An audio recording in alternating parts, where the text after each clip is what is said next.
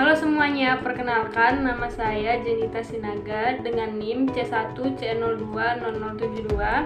Di video kali ini saya akan menjelaskan materi mengenai pajak penghasilan pasal 21. Yang pertama adalah pengertian dari PPh pasal 21.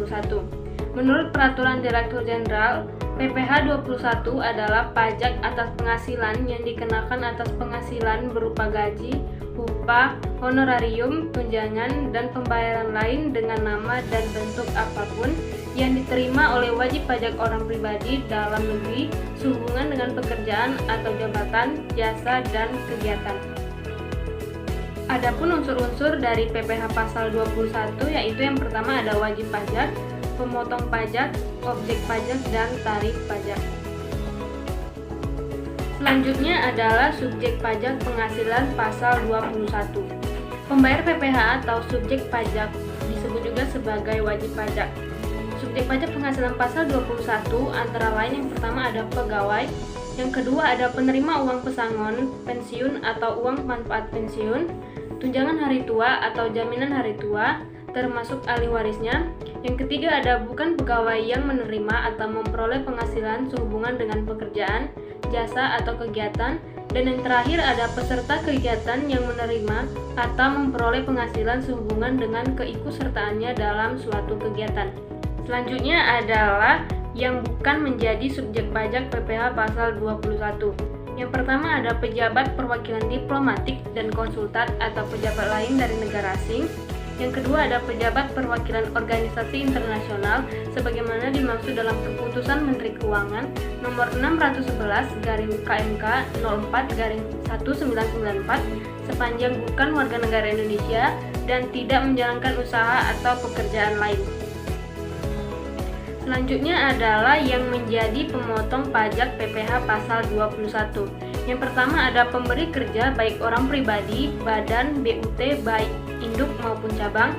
Yang kedua ada bendaharawan pemerintah pusat atau daerah, instansi, departemen, KBRI, dan lain-lain. Yang ketiga ada dana pensiun, PT Taspen, Astek, Jamsostek, dan THT. Yang keempat ada BUMN atau BUMD. Dan yang kelima ada yayasan, lembaga, kepanitiaan, asosiasi, dan organisasi.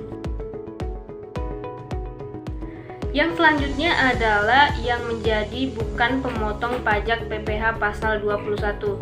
Yang pertama ada perwakilan diplomatik seperti Kedutaan Besar Negara Sahabat, dan yang kedua ada badan atau organisasi internasional seperti organisasi PBB. Selanjutnya adalah yang menjadi objek pajak penghasilan pasal 21. Yang pertama ada penghasilan teratur, penghasilan tidak teratur, upah harian, mingguan, satuan dan borongan, premi asuransi yang dibayar pemberi kerja, uang tebusan pensiun, pesangon THT, dan lain sebagainya, honorarium dengan nama dan bentuk apapun, imbalan dengan nama dan bentuk apapun, serta penghasilan natura yang diberikan oleh bukan wajib pajak. Dan yang menjadi bukan objek PPh pasal 21 antara lain yang pertama, pembayaran oleh perusahaan asuransi, penerimaan dalam bentuk natura, iuran pensiun dan THT yang dibayar pemberi kerja, natura yang diberikan oleh pemerintah, kenikmatan pajak yang ditanggung pemberi kerja, dan yang terakhir ada zakat atau sumbangan yang diterima oleh orang pribadi yang berhak dari badan atau lembaga yang disahkan pemerintah. Selanjutnya adalah pengurangan penghasilan. Yang pertama ada biaya jabatan, khusus untuk pegawai tetap tanpa melihat memiliki jabatan atau tidak. Besarnya yaitu 5% dari penghasilan bruto dengan maksimum 6 juta rupiah setahun atau 500.000 sebulan. Yang kedua ada iuran pensiun dan THT yang dibayar pegawai, yayasan dana pensiun yang disetujui Menteri Keuangan jumlahnya tidak dibatasi. Dan yang ketiga ada biaya pensiun khusus untuk penerima pensiun berkala atau bulanan. Besarnya adalah 5% dari uang pensiun maksimum 2.400.000 setahun atau 200.000 sebulan. Dan yang terakhir ada materi mengenai tarif pajak PPh pasal 21. Sesuai dengan pasal 17 ayat 1, tarif pajak penghasilan pribadi perhitungannya dengan menggunakan tarif progresif yaitu sebagai berikut.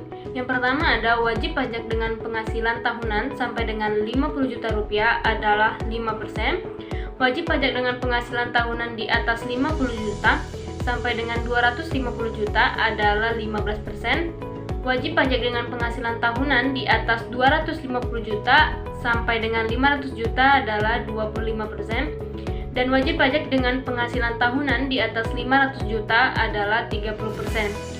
Dan untuk wajib pajak yang tidak memiliki NPWP dikenakan tarif 20% lebih tinggi dari mereka yang memiliki NPWP. Baik, sekian materi yang bisa saya jelaskan. Mohon maaf apabila ada kekurangan. Terima kasih.